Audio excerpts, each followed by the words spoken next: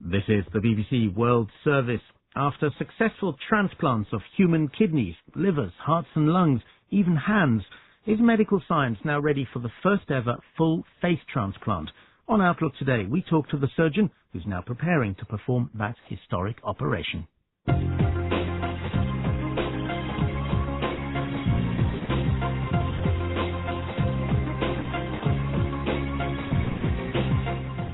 Also on Outlook today, the Italian man who whispers into wolves' ears, and the Indian philanthropist who wants to help widows in Asia and Africa to say thank you to his own widowed mother.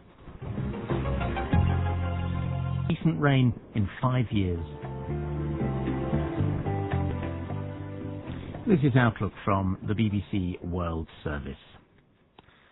Dogs are supposed to be man's best friend, but with the dog's cousin, the wolf, we humans are rarely on good terms, which makes a man called Pasetta something of an exception. Pasetta has no problems getting close to wolves.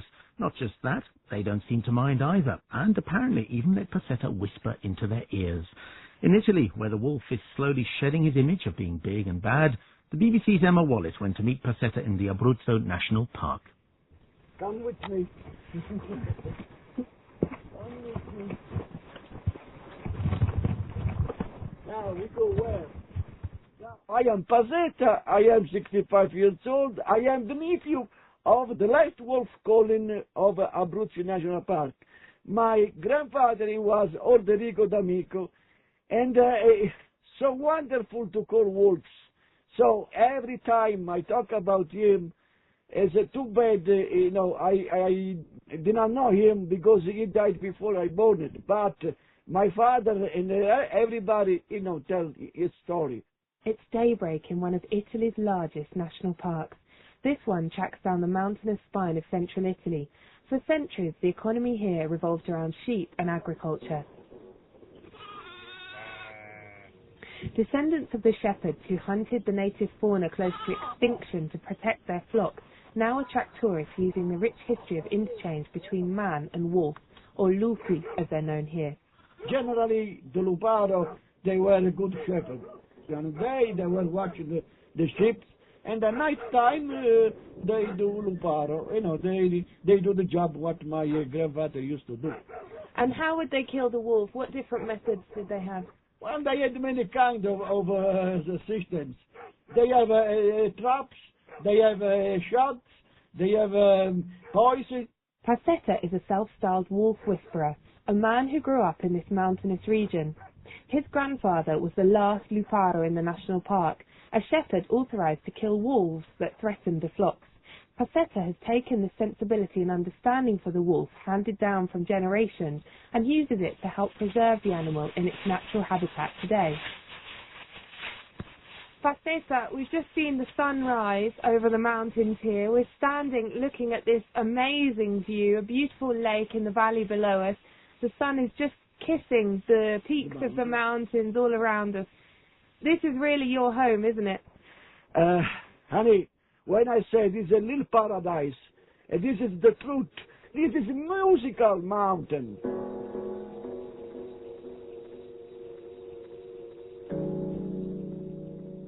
My grandfather, he was fantastic to call the wolves. With this sack, he used to put a piece of meat. And then he was stand up on the tree, pour the meat around of the tree, and then he was to make oh, oh. With this sound, he called wolves. He wants to make believe the other wolves, they have the food, because the wolves, they call themselves when they have food, when it's something dangerous. They dress the way I dress. He used to dress this is goats, because he doesn't want the wolves to smell him.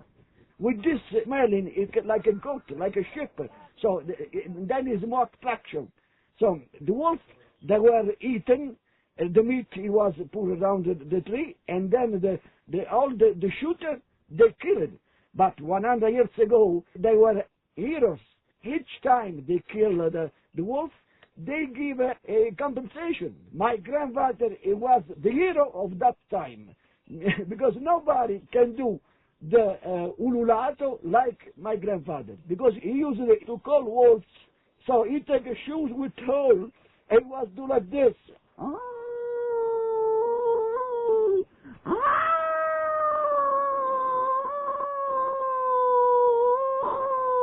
Well, I am not able like him, but sometimes all depends how my voice comes out. But many times I come up here and I do this, and winter time with snow, and the wolves, they answer to me. But I can't guarantee this. But sometimes happens this, okay? That's amazing. When you were doing the wolf sound, you've got your grandfather's mountain boot with a hole in the front of the toe, and you put your mouth to where the ankle of the shoe, and then you howl through the boot, and the sound that comes out the other end sounds like a wolf's cry. Yes. And then you're dressed in an amazing way. This is the luparo, the outfit of the luparo. Let me just describe it. You've got a brown hat made from sheepskin. This is a goat's, skins. My grandfather, he has to kill the wolf for living. I am in Abruzzi National Park. I have to protect the wolves. So I don't want anybody killed wolves, because I love the wolves. I love animals, because they give bread to us. Now bring me tourists, so I have to protect. But not for that only, because I love animals. I love nature. Your grandfather was the last luparo in this national park. When did he stop? When did he finish his job? Well, he was born in 1865. He was died in 1930. So when he died, he finished his job. Because 1923 it was national law. They supposed to protect the animals. So from 1923, nobody can shoot anymore. But the people, they start to understand that they have to protect. So they don't kill anymore. But you yourself are dressed in your grandfather's clothes, and you can also whisper to the wolves. You've met wolves. You've been up on the mountaintops, and you've actually interacted with them. Well, I have seen many times the wolves.